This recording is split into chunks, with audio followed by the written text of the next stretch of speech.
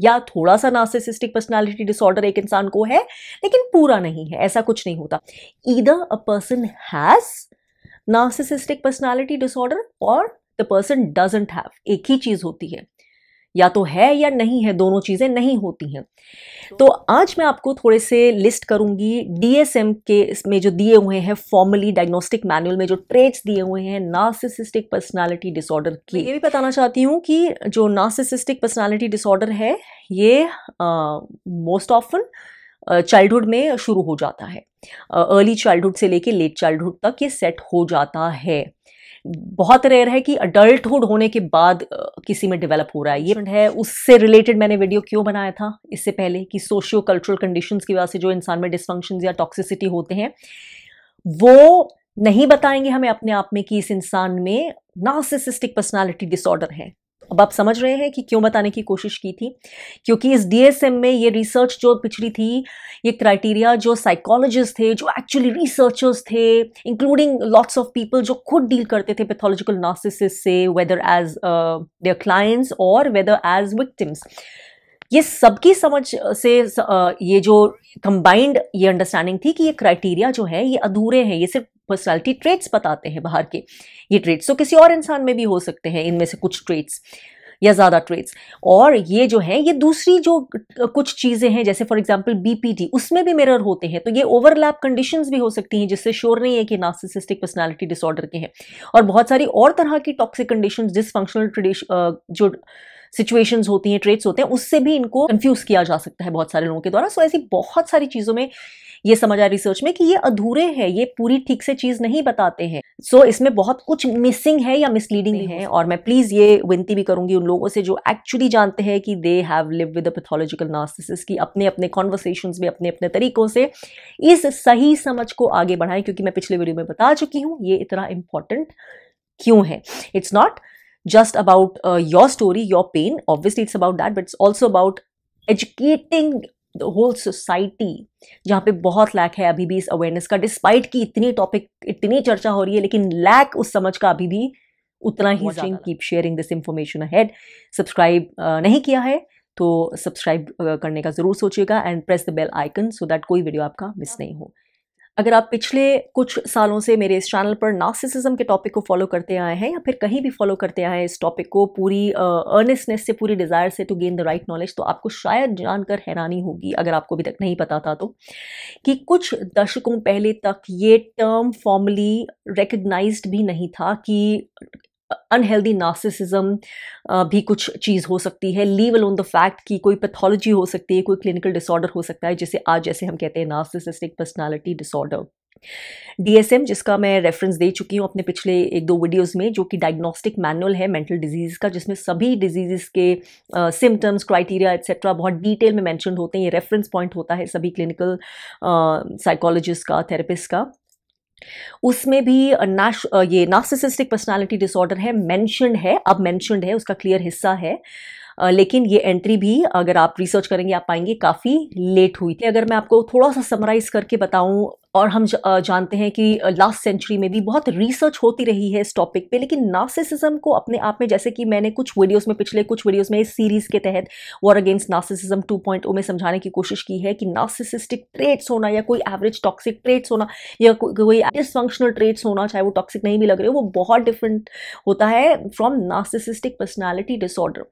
तो ये सारी चीज़ें जो हैं ये बहुत सारे रिसर्च के थ्रू ही समझ आई है। जब ये रिसर्च फ्रॉइड से लेके बहुत सारे और जो प्रोमिनेंट साइकोलॉजिस्ट हैं वो बहुत सारे अक्रॉस द वर्ल्ड नार्सिसिज्म के ऊपर रिसर्च करते आए हैं, और उनकी रिसर्च में उन्हें बहुत समय लगा ये पाने में कि हम किस तरह के नार्सिसिज्म की बात कर रहे हैं जब हम एक बीमारी की बात करते हैं। रिसर्च अब ऑब्वियसली बहुत डिटेल्ड है और आप में से कोई भी बिल्कुल फ्री है अपने आप ये रिसर्च करने में, सब के पास इंटरनेट होता है। लेकिन अगर मैं आपको क्रक्स में बताऊं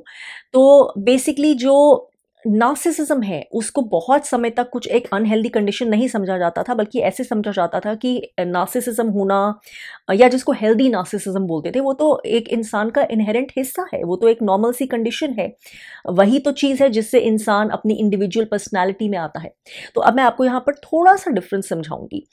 जो नार्सिसिज्म है बेसिकली वो क्या, हमारा एक सेंस ऑफ सेल्फ होता है कि हम दूसरे से इनमेश्ड नहीं है। हमारी बाउंड्री ये है, हमारी बाउंड्री यहाँ खत्म होती है, यहाँ दूसरे की शुरू होती है, यानी कि हमारी बाउंड्रीज अलग हैं। हम दो इंडिविजुअल एंटिटीज हैं। We are not sucking life from each other. हम दो इंडिविजुअल पर्सनैलिटीज हैं, टू डिफरेंट इंडिविजुअल्स हैं with our own separate emotions, mental states, needs, desires and our own right to self fulfilment. हमारी जो needs हैं, हमारे जो हाईएस्ट पोटेंशियल है, हमारे जो हाईएस्ट टैलेंट्स हैं, उसके हिसाब से। तो ये होती है एक हेल्दी जो हो इंडिविजुअलिटी, एक हेल्दी जो सेंस ऑफ सेपरेशन होता है दूसरे जने से। तो इस हद तक नार्सिसिज्म को ठीक माना जाता है, क्योंकि वही जो हेल्दी नार्सिसिज्म है, या जिसको हम हेल्दी सेल्फ लव भी बोल सकते हैं, that's a better word, way better word, वहीं से आती है हमारी सेंस ऑफ सेल्फ, हमारी कोर सेंस ऑफ सेल्फ कि हम क्या है, ये मैं हूं और ये मेरी बाउंड्री है। वहीं से आती है हमारी healthy self esteem, self confidence, जो अगर नहीं होते तो क्या क्या डिसफंक्शंस होते हैं वो हम सब अच्छे से जानते हैं। तो वहीं से ये सारे हेल्दी ट्रेट्स आते हैं, जिनके ऊपर बहुत कुछ निर्भर करता है कि आगे हमारी रिलेशनशिप्स, हमारा जिंदगी के प्रति बर्ताव, एटीट्यूड, हमारी हील्ड और अनहील्ड स्टेट किस तरह से होगी जिंदगी में। फिर जब यही जो नार्सिसिज्म है, जो ये हेल्दी नार्सिसिज्म या हेल्दी सेल्फ लव जो बचपन में डेवलप हो जाना चाहिए, धीरे धीरे बड़े होने तक ये बहुत क्लियर हो जाता है, यही अगर इनअप्रोप्रिएट तरह से हो जाए, यानी कि उस तरह से जहाँ पे ऑब्वियस है कि ये अनहेल्दी है, या ये दूसरों के प्रति संवेदनशील नहीं है, या दूसरों की बाउंड्रीज डिसरिस्पेक्ट कर रहा है, या दूसरों को कष्ट पहुंचा रहा है, जब ये इंसान को बहुत इनअप्रोप्रिएट और ऑब्वियस अनजस्टिफाइड तरीकों से सेल्फ सेंटर्ड बना दे, सेल्फ अब्जॉर्ब्ड बना दे, इगोटिस्टिक बना दे, उस लेवल तक जो कि ऑब्वियस है कि ये टोटली अनएक्सेप्टेबल है किसी भी सेटिंग में, depending on which context, which setting, तब उसको बोलते हैं नार्सिसिस्टिक ट्रेट्स, डिपेंडिंग ऑन कितने कम है, कितने ज्यादा है, कितनी इंटेंसिटी है, कब कब ये ट्रेट्स वो इंसान दर्शाता है। ये सब ट्रेट्स है नार्सिसिस्टिक ट्रेट्स। फिर एक होती है कि वो क्लिनिकल जो है पैथोलॉजी हो जाती है, यानी दैट इज, जिसको बोलते हैं ना, वो मूवी में बोलते थे कुछ केमिकल लोचा है दिमाग में, कुछ आपके ब्रेन में समथिंग इज देयर, आपके न्यूरॉन्स में कुछ डिफरेंस है, वो पैथोलॉजी की तरह हो जाता है, वो कुछ डीएनए में चीज ट्रिगर हो जाती है, so that becomes part of your system. वो सिर्फ आपके बिहेवियर जो हम मॉड्यूलेट कर सकते हैं ना, अगर मैं रूडली बोल रही हूँ किसी से, किसी ने मुझे बोला, मैंने चेक कर लिया, मैं अपने आप को अपनी टोन चेंज कर सकती हूँ, ठीक है, मैं अपने शब्द चेंज कर सकती हूँ, so that power is with me. But जब अगर मेरे शरीर में कोई कंडीशन है, मेरे अंदर कोई पैथोलॉजी है, मेरे डीएनए से कोई चीज निकल रही है जो मेरे बिहेवियर्स को, मेरे एटीट्यूड को, मेरे जिंदगी के प्रति रिस्पॉन्स को इफेक्ट कर रही है इस हिस्से तक कि उससे मेरे थॉट्स, मेरी कॉग्निशन, सब कुछ इफेक्ट हो रहा है, that is a pathology, it's a clinical pathology. तो जब वो चीज जब हमारे अंदर होती है और उसके थ्रू जो बिहेवियर्स निकलते हैं, वो सारे हिस्सा होते हैं नार्सिसिस्टिक पर्सनालिटी डिसऑर्डर। तो आपको समझ आया, एक हेल्दी सेल्फ लव या हेल्दी नार्सिसिज्म, जैसे भी आपको कहना है, जो होना जरूरी है, जिसके बिना इंसान डोरमैट बन जाएगा, से लेकर अनहेल्दी नार्सिसिज्म या नार्सिसिस्टिक ट्रेट्स। और नेक्स्ट चीज है नार्सिसिस्टिक पर्सनालिटी डिसऑर्डर। तो ये ऐसा नहीं होता कि नार्सिसिस्टिक पर्सनालिटी डिसऑर्डर आती जाती चीज है, आज था कल नहीं है, आज दिख गया कल नहीं दिखेगा, आज कम है कल ज़्यादा हो गया, कल ख़त्म हो गया, या आज ये इंसान नार्सिसिस्टिक पर्सनालिटी डिसऑर्डर का शिकार है लेकिन कल नहीं रहा, ऐसा नहीं होता। तो अगर कोई नार्सिसिस्टिक पर्सनालिटी डिसऑर्डर का इंसान नहीं है तो वो नार्सिसिस्टिक पैथोलॉजिकल नार्सिसिस्ट नहीं है, the end of the story, no matter उसमें कितने भी टॉक्सिक या नार्सिसिस्टिक ट्रेट्स हो, that's a separate story to be dealt with separately, but thankfully it is there now in the diagnostic manual, narcissistic personality disorder as a clinical pathology. तो ये उसमें है। अब ये मैनुअल रेफर होता है, ये अमेरिका का है, लेकिन ये दुनिया में काफ़ी देशों में रेफर होता है, one of the most prominent manuals. और समय से जैसे जैसे रिसर्च में और नई चीज़ें समझ आती हैं कि कुछ गलत था मैनुअल में, ये क्राइटेरिया ठीक नहीं है, या इसमें और ऐड होना चाहिए, ये पूरे ठीक से नहीं बता रहे हैं, ये लिमिटिंग है, रिस्ट्रिक्टिव है, या ये चीज़ को पूरी कंप्लीट पिक्चर नहीं दे पा रहे हैं, अधूरे हैं, तो इस तरह से कोई भी चीज़ से रिलेटेड चेंजेस मैनुअल में जब जब ज़रूरत होती है, जितने सालों में, वो चेंजेस होते रहते हैं और मैनुअल की नई कॉपी आती रहती है। तो अभी जो है लेटेस्ट जो मैनुअल है वो DSM-5 है। ये जो मैनुअल है, इसमें ये ट्रेस जो लिस्टेड है, ये मैं आपको अभी बताऊंगी, सारे शेयर करूंगी, लेकिन मैं आपको उससे पहले बताना चाहती हूँ कि इतने सारे जो मैंने आपको वीडियोस अभी वॉर अगेंस्ट नार्सिसिज्म 2.0, ये नई सीरीज के अंदर इतने सारे जो वीडियोस में मैंने नए तरह से आपको नार्सिसिज्म, क्लिनिकल नार्सिसिज्म की समझ देने की कोशिश की है। अब ये जो आप ट्रेड्स देखेंगे वो ट्रेड्स के साथ उन सभी ऑब्जर्वेशन को, सभी जो मैंने बातें अभी तक समझाने की अपनी तरफ से पूरी कोशिश की है, उनका ध्यान रखना। मैं चाहती हूँ आप नई लाइट में, नई रोशनी में अब इन ट्रेड्स को समझें, क्योंकि ये ट्रेड्स कुछ नए नहीं है। ये ट्रेड्स मैं आपको ऑलरेडी 3-4 साल से मैं नार्सिसिज्म पे वीडियोस बना रही हूँ। मैंने narcissistic parent, narcissistic husband, narcissistic wife and including मेरा फर्स्ट वीडियो था what is narcissism and including covert narcissism के ट्रेड्स, उस सब में मैं ये दे चुकी हूँ। इनफैक्ट इन ट्रेड्स की भी सब कैटेगरीज बनाकर मैं आपको दे चुकी हूँ बहुत सारे। तो वो ट्रेड्स उसी तरह से, लेकिन आपको समझने की आपकी दृष्टि क्या हो उसमें चेंज होना जरूरी है। आप किस कॉन्शियसनेस से, किस अवेयरनेस से समझ रहे हैं, क्योंकि बहुत सारे लोग हैं जो वो ट्रेड्स की लिस्ट, जैसे मैंने कहा कि सिर्फ चेक मार्क कर देंगे कि ये ट्रेड्स हैं, लेकिन उन्हें समझ ही नहीं आएगा कि ये सिर्फ नार्सिसिस्टिक ट्रेड्स किसी इंसान में दिख रहे हैं, ये पैथोलॉजिकल नार्सिसिज्म नहीं है, क्योंकि उसकी एनर्जी सेंस करनी पड़ती है। और बहुत सारे लोग पैथोलॉजिकल नार्सिसिस्ट के साथ नहीं रहे होते हैं, उनको एक्चुअली फर्स्ट हैंड एक्सपीरियंस से वो एनर्जी का आइडिया नहीं होता है। और दूसरी बात, बहुत सारे लोग जो होते हैं बिकॉज खुद से सेल्फ अवेयर नहीं होते, इंट्यूटिव नहीं होते हैं, वो अपने अलग अलग चश्मों से वो ट्रेड्स को भी इंटरप्रेट करते हैं। जो ट्रेड्स दिए होते हैं उन ट्रेड्स को भी लोग अपने अपने सब्जेक्टिव हिसाब से इंटरप्रेट करते हैं। फॉर एग्जांपल उनके हिसाब से, उनकी कंडीशनिंग के हिसाब से, उनके थॉट्स, बिलीव, उनके खुद के हील्ड अनहील्ड स्टेट, उनके खुद के डिसफंक्शंस, उनकी खुद की प्रोग्रामिंग के हिसाब से उन्हें क्या लगता है कि टॉक्सिसिटी क्या होती है, इंटाइटलमेंट क्या होती है, तो वो उस तरह से ही किसी और इंसान में भी वो ट्रेड्स को लगाने की कोशिश करेंगे, टिकवा करने की कोशिश करेंगे। ज़रूरी नहीं है कि उनकी ये समझ हो, ये पूरी एक्यूरेट हो, वो समझ पूरी तरह से एक्यूरेट हो, क्योंकि उसमें भी बहुत सारे उनके सब्जेक्टिव बायसेस आ जाएंगे किसी इंसान को समझने के लिए, वो ट्रेड्स लगाने के लिए। सो इसीलिए मैं बोलती हूँ टॉपिक में बहुत ज़्यादा समझने के लिए you need a deeper level of true inner self awareness, higher emotional intelligence, जो बहुत ये डीप जाने से, अपने ऊपर काम करने से बेहतर होती है। तो एनीवे मैं उन क्राइटेरिया को अब शेयर करूंगी, लेकिन एज आई सेड कि वो सारी समझ रखिएगा और उससे रिलेटेड क्या है वो मैं आपको फिर ये ट्रेड्स बताने के बाद फिर एक्सप्लेन करूंगी। अब ये जो ट्रेड्स हैं ये एटलीस्ट 5 मिनिमम प्रेजेंट होने चाहिए, बट अगेन इसके ऊपर भी काफ़ी जो है डिसेंट होता है, डिबेट होता है, सबका कंसेंसस इस पे भी क्लियर नहीं, पूरा नहीं है। ठीक है, तो ये 5 जो ट्रेट्स हैं ये हैं having a grandiose sense of self importance such as exaggerating achievements and talents, expecting to be recognized as superior even without commensurate achievements, preoccupation with fantasies of success, power, beauty and ideation, कि grandiosity, fantasies, ऐसा वैसा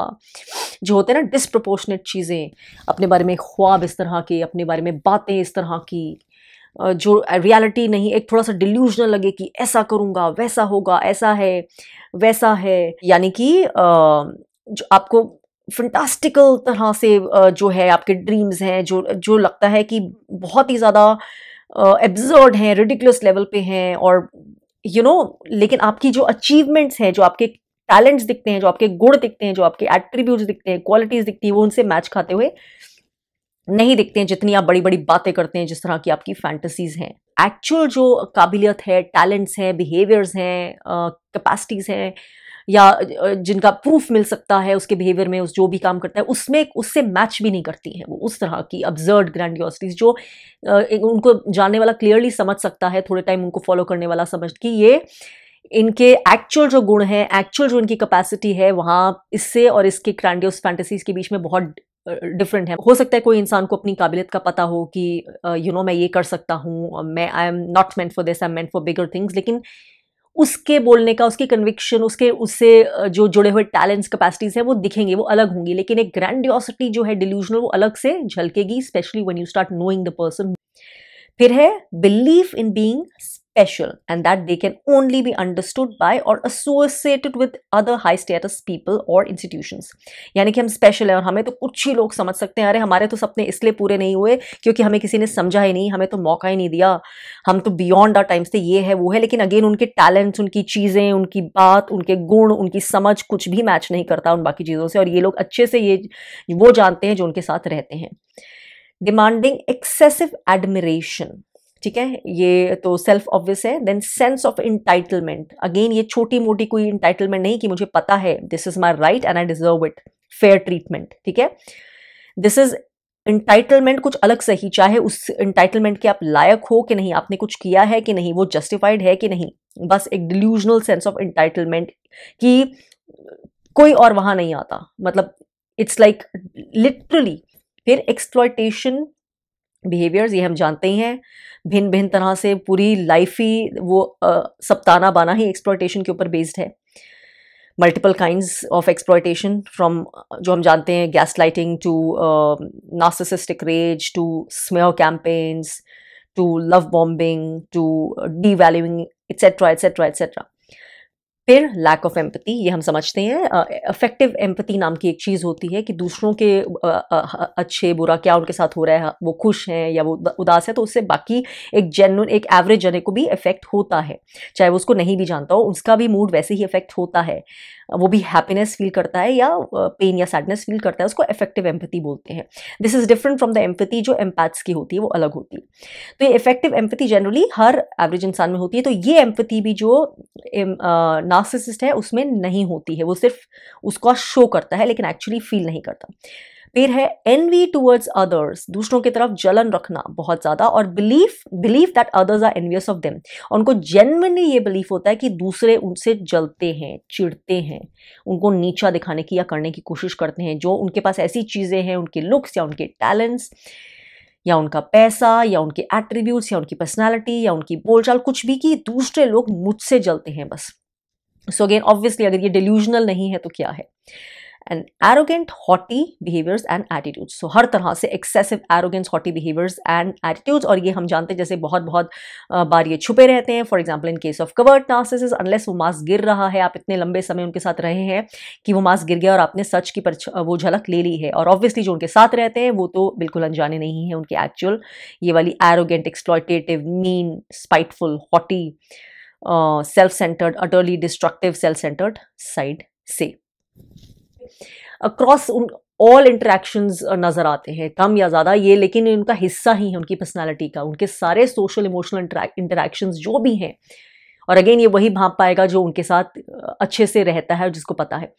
ये हर जगह किसी ना किसी तरीके से ये वाली झलक देंगे, ये प्रेजेंट होंगे, ये ट्रेट्स उनके प्रेजेंट होंगे हर तरह से, जो बहुत सारे तरीके, जो मैंने इतने सारे पॉइंट्स दिए हुए हैं अपने बाकी वीडियोस में, ये 20 पॉइंट्स, 10 पॉइंट्स, जैसे वो सारे ट्रेट्स जो हैं अक्रॉस दिस आपको मिलेंगे ही मिलेंगे, across various situation, various context, various interactions. तो ये सारे जो हैं DSM 5 में ट्रेट्स दिए हुए हैं। लेकिन अब मैं आपको बताऊंगी वो सबसे इंपॉर्टेंट हिस्सा, और इस हिस्से को सबसे ध्यान से सुनिएगा, क्योंकि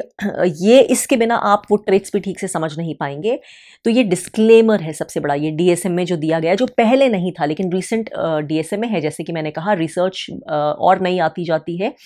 और चीज़ें एडिशन और सब्सट्रैक्शन एज नीडेड होता रहता है चीज़ों की समझ में। अब इस क्राइटेरिया में ये डिस्क्लेमर कहता है, The above mentioned impairments should be, यानी कि जो ऊपर सारी impairments, जो सारे क्राइटेरिया मेंशन किए गए हैं, जो डेफिसिट्स मेंशन किए गए हैं, parameters, should be stable across time and consistent across situations। ठीक है, ये आपको समझ आ ही गया होगा, स्टेबल अक्रॉस टाइम होना चाहिए, कंसिस्टेंट है, ये आते जाते नहीं है, अनप्रिडिक्टेबल नहीं है, ये हमेशा रहते हैं इंसान में। और ये सबसे ज़्यादा ऑब्वियसली वही समझ पाते हैं जो इंसान के करीब रहते हैं, जो उससे डेली लेवल पर इंगेज करते हैं। ठीक है, so these traits are stable across time, consistent across situations, not better understood as normative for the individuals developmental stage और socio cultural environment, not solely due to the direct physiological effects of a substance, drug abuse, medication or a severe medical condition। तो इसलिए ये consistent होने चाहिए, stable होने चाहिए across time. फिर socio cultural जो चीज़ें, क्योंकि जब हम एक कंट्री में जाएं या एक जगह में जाएं, फॉर एग्जांपल एक विलेज में जाएं, वहाँ पे हम क्या देखते हैं, ज़्यादातर लोग कैसे बिहेव करते हैं, ज़्यादातर लोग सिस्टम के साथ फिट इन होना चाहते हैं, कॉन्शियसली सोच के नहीं, but that's how they work unconsciously. तो एक जगह पे बहुत सारे लोगों के जो प्रथाएं होंगी, बिलीव्स होंगे, एटीट्यूड्स होंगे, क्या एक्सेप्टेबल है क्या नहीं, मोरालिटीज़ होंगी, क्या फॉलो करना है क्या नहीं, क्या एक्सेप्टेबल होगा क्या नहीं, कौन सा बिहेवियर चलेगा कौन सा नहीं, वो अकेले में डिसाइड नहीं होता वैक्यूम में, वो ग्रुप में डिसाइड होता है कि जैसे किया जाता है वैसे ही। तो ये क्या हो गया, socio economic socio cultural conditioning होगी, depending on country, depending on religion, depending on a place you stay in, ठीक है, वहाँ के नॉर्म्स, डिपेंडिंग ऑन एजुकेशन, जो भी रीजंस हो सकते हैं। तो बहुत सारे एक मास ऑफ लोगों के वही तरीका होगा चीज़ें करने का, वही मोरालिटीज़ होंगी, वही एक्सेप्टेड और अनएक्सेप्टेड चीज़ें होंगी। तो ये आ जाता है सोशियो कल्चरल ट्रेट्स में। अब इन ट्रेट्स के हिसाब से अगर आप पूरे एक इकट्ठे अब किसी को जज करना शुरू कर देंगे तो ऑब्वियसली वो सारे पैथोलॉजिकल नार्सिसिस्ट नहीं होंगे। अगर इन सोशो इकोनॉमिक जो मासेस फॉलो करते हैं, सोशो कल्चरल कुछ चीज़ें हैं, उसमें कुछ टॉक्सिक चीज़ें हैं, डिसफंक्शनल एलिमेंट्स हैं, जैसे कि हम जानते हैं हमारे ही कल्चर में भर भर के और बहुत हर कंट्री में कुछ ना कुछ डिसफंक्शनल सोशियो कल्चरल एलिमेंट्स हैं। तो वो सोशियो कल्चरल डिसफंक्शनल एलिमेंट्स में because they are being followed by a huge group and वो टाइम्स उन टाइम्स के वही जो है मास कॉन्शियसनेस का पार्ट है, अवेयरनेस, तो उसके लिए उस खाली उन क्राइटेरिया के बेसिस पर हम किसी एक इंसान को छांट कर नार्सिसिस्ट, पैथोलॉजिकल नार्सिसिस्ट नहीं बोल सकते। और इसीलिए इतना इंपॉर्टेंट था समझना कि कौन से आप टॉक्सिक ट्रेट्स की बात करें, क्या वो किसी इंसान में एक डिसफंक्शनल फैमिली की वजह से आ रहे हैं, डिसफंक्शनल सोसाइटी का हिस्सा होने की वजह से आ रहे हैं, जो अधिकतर लोग वही मानते हैं, अधिकतर लोग वैसे ही एक्ट करते हैं, वो टॉक्सिसिटी, वो ट्रेट्स क्या अधिकतर लोगों में झलकते हैं। फॉर एग्जाम्पल, अगर आप ऐसी सोसाइटीज़ में कहीं चले जाएं, तालिबानी सोसाइटीज़, वहाँ पर अभी भी बहुत स्टोनिंग होती है कि अगर कुछ लगा कि कोई क्राइम कमिट किया, वुमन ने कोई क्राइम कमिट किया, तो जो क्राइम की डेफिनेशन भी पहले वो सोसाइटी के डिसफंक्शनल हिसाब से होती है, तो फिर उसको स्टोनिंग की जा सकती है, यानी कि पत्थर मारकर जो एक सज़ा दी जाती है मरने तक की। तो उसमें बहुत सारे लोग उसको अग्री करते हैं, इंक्लूडिंग मैनी वुमेन। ऐसे नहीं है कि जो वुमेन वो स्टोनिंग अगर देखने जाए उन्हें दुख नहीं होगा, उन्हें एम्पैथी नहीं आएगी, लेकिन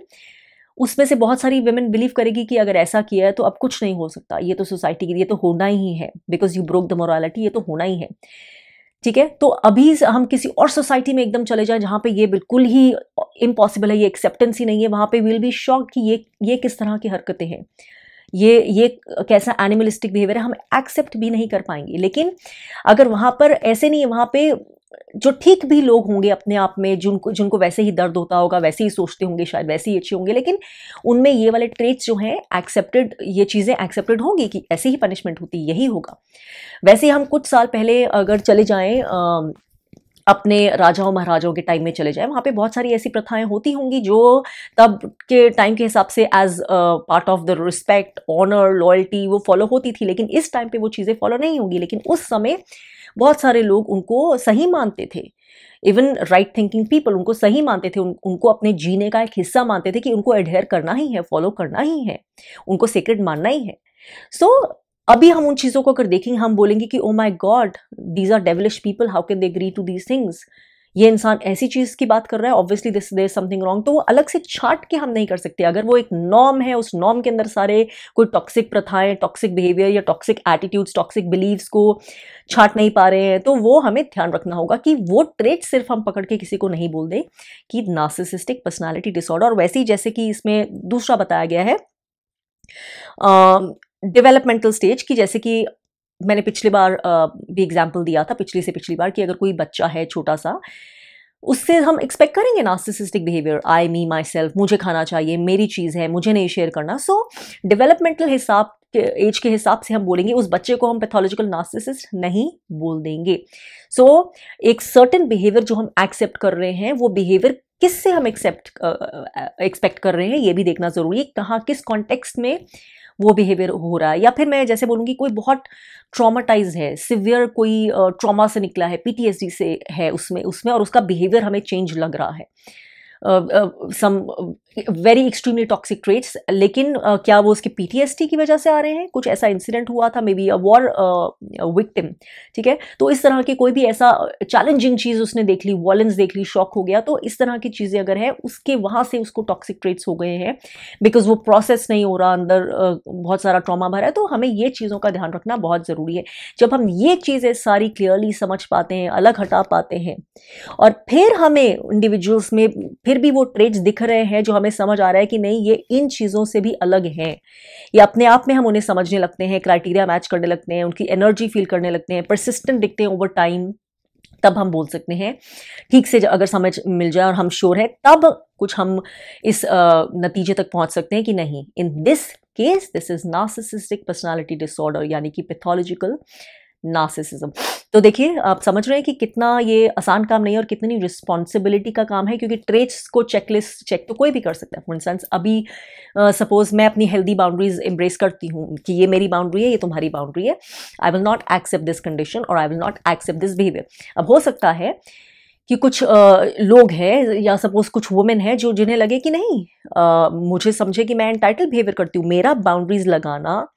या मेरे ट्रूथ में मेरा खड़े होना उनको लगता है कि ये एंटाइटल्ड बिहेवियर है, सेल्फिश बिहेवियर है, क्योंकि सबके साथ फिट होकर मैं सबको खुश नहीं कर रही हूँ, सबको साथ लेकर चल नहीं रही हूँ, चाहे उस साथ में लेकर चलने के चक्कर में मुझे खुद टॉक्सिसिटी का शिकार क्यों नहीं होना पड़े, मुझे अपना जो सेल्फ है वो बिल्कुल रिप्रेस करना पड़े। तो उस थॉट के हिसाब से, उस बिलीफ के हिसाब से उनके लिए वो बड़ी आसानी से मुझे उस कैटेगरी में डाल देंगे कि ये तो नार्सिसिस्टिक ट्रेट्स है, ये तो एंटाइटल्ड बिहेवियर है। तो क्या वो नार्सिसिस्टिक पर्सनालिटी डिसऑर्डर हो जाएगा? तो यही समझने की बात है कि with times, with people, when you understand everything, what is self awareness, self love, कहीं ऐसे नहीं आप सेल्फ लव प्रैक्टिस कर रहे हो लेकिन आपको कोई नार्सिसिस्टिक पर्सनालिटी डिसऑर्डर का इंसान बोलते, तो इतनी सारी समझ लेके ही हम आगे बढ़ सकते हैं। So this is a responsibility. अब इसमें सिर्फ इतना ही नहीं है, बहुत सारे जो साइकोलॉजिस्ट हैं वो और भी इसके ऊपर डिस्क्लेमर्स लगाते हैं इन ट्रेट्स को भी समझने में। फॉर एग्जाम्पल कुछ इनमें से कुछ ट्रेट्स का प्रेजेंट होना तो जॉइंटली ज़रूरी है, आप पिक एंड चूज नहीं कर सकते कि एनी भाई कुछ ट्रेट्स का तो प्रेजेंट होना ज़रूरी ही है इवन टू बी श्योर कि this is narcissistic personality disorder. और दूसरी वो कई और चीज़ें भी बोलते हैं कि बहुत ज़्यादा ही नीड है एडमिरेशन की, कि वैलिडेशन, बाहर से रिस्पेक्ट, बाहर से उनके सब look up to them, you know, जो अटेंशन सीकिंग बिहेवियर होता है कि जैसे कि हम जानते ही हैं जो नार्सिसिस्ट की एक नीड है सांस लेने की तरह से, तो वो एक्सेसिव अमाउंट्स होता है, बहुत ज़्यादा होता है और इसका बिहेवियर शुरू हो जाता है इन चाइल्डहुड। वो ऑब्वियसली वही बता सकते हैं जो उसके करीबी रहे हैं उस इंसान के, मोस्ट लाइकली पेरेंट्स और other people in joint family. वो कितने अवेयर हैं, यूजुअली लोग अवेयर ही नहीं होते सारे उस तरह के बहुत वियर्ड एंड बहुत आउटराइटली टॉक्सिक ट्रेट्स को भी लोग पकड़ नहीं पाते हैं। ग्रोइंग एज पे कुछ डाल देते हैं या बड़ा हो रहा है, लड़का ऐसा है, लड़की ऐसे डाल देते हैं, समझ ही नहीं पाते कि ये बिल्कुल वन ऑफ चीज़ें हैं, unless somebody is really intuitive, somebody is really observant. लेकिन जब ये क्लिनिकली डायग्नोस नहीं हो सकता, अगर किसी को क्लिनिकली डायग्नोस करवाना है, again that's a separate whole different issue. मुझे नहीं लगता इंडिया में इतना प्रॉपर अभी अंडरस्टैंडिंग भी है even by psychologist. Most psychologist really have no understanding, मैंने उनको भी सुना है कईयों को वीडियोज़ में, और जनरल पता नहीं क्या ऑफन बोल रहे होते हैं नार्सिसिज्म के बारे में, इसने ऐसा कर दिया इसलिए वो गंदा इंसान है, बुरा इंसान है इसलिए नार्सिसिस्ट है, कुछ समझ नहीं होती। सिर्फ मैं देखती हूँ, अगर अच्छी रिसर्च मैं बाहर ही देखती हूँ, सो इसलिए आई डोंट नो कि अगर जब यही समझ नहीं है तो क्लिनिकल डायग्नोसिस भी कितना ठीक से अगर है या होगा वो मुझे नहीं पता, लेकिन ये एटलीस्ट वेस्ट में होता है proper clinical diagnosis of narcissism, and वो भी 18 ईयर्स के पहले नहीं हो सकता। मतलब आप फिट नहीं हैं डायग्नोसिस कराने के लिए किसी का भी for clinical narcissism before the age of 18 years, उसको नहीं माना जाता है। लेकिन ये डेवलप ट्रेट्स जो हैं ये अर्ली चाइल्डहुड से लेकर लेट चाइल्डहुड में ही शुरू हो जाते हैं और वहाँ से फिर वो अगर वंस इट सेट्स इन वो ख़त्म नहीं होते, then it's a life long thing. जो प्रॉपर क्लिनिकल डायग्नोसिस होता है नार्सिसिस्ट का, उसमें बहुत सारे क्राइटेरिया और भी दिए जाते हैं, इन क्राइटेरिया के हिसाब के अलग भी, एंड बहुत सारे तरह से उनको गाइडेंस दी जाती है कि परखने की चीज़ें परखने की। फॉर एग्जांपल स्पीच, उनका जो इंसान है जिस सस्पेक्टेड पैथोलॉजिकल नार्सिसिस्ट, स्पीच, उनका अपेयरेंस, उनका बिहेवियर, उनका कॉग्निशन फैकल्टीज़, सोचने समझने की क्षमता, बोल कैसे रहे हैं, उनकी जजमेंट किस तरह से लग रही है, बहुत सारी चीज़ों पे ध्यान देने के लिए उनको गाइडेंसेस दी जाती है। अपार्ट फ्रॉम दीज क्राइटेरिया, पूरी जो फॉर्मल जो कंक्लूजन है वो ड्रॉ करने से पहले। और वंस अगेन वीडियो ख़त्म करने से पहले, ये कितना ज़रूरी है, ये मैं जितना स्ट्रेस करूं उतना कम है, ये चीज़ें समझना कि सोशियो कल्चरल ट्रेट्स उस वक्त की क्या थॉट है, मास थॉट है, क्या बिलीव्स हैं, क्या मोरालिटीज़ हैं, क्या एक्सेप्टेंस चीज़ें हैं, क्या नहीं, वो समझना बहुत ज़रूरी है। और बहुत सारे और जो चीज़ें जो डिस्क्लेमर में बताए हैं वो समझना क्यों ज़रूरी है, और सिर्फ एक नार्सिसिज्म की चेकलिस्ट से क्यों काम नहीं चलेगा। उसके अपार्ट आपकी खुद की self awareness, understanding, intuition, energy sensitivity, and actually you having dealt with a pathological narcissist, ये सारी चीज़ें क्यों ऐड करती हैं आपकी एक्चुअली करेक्ट अंडरस्टैंडिंग में कि वो इंसान नार्सिसिस्टिक पर्सनालिटी डिसऑर्डर का शिकार है कि नहीं, इवन इफ आप क्लिनिकल डायग्नोसिस नहीं करा सकते, जो इन एनी केस बहुत कम होता है, क्योंकि पहले तो अगर अवेलेबल भी है वो ठीक से, तो मोस्ट नार्सिसिस्ट कभी नहीं जाएंगे ये वाला डायग्नोसिस करवाने। वेल अभी के लिए इतना ही। इस टॉपिक के ऊपर, पैथोलॉजिकल नार्सिसिस्ट के ऊपर मैं और बात करूंगी और चीज़ें शेयर करूंगी डेप्थ में अपने आने वाले वीडियोस में। So keep watching, take care and I will see you soon.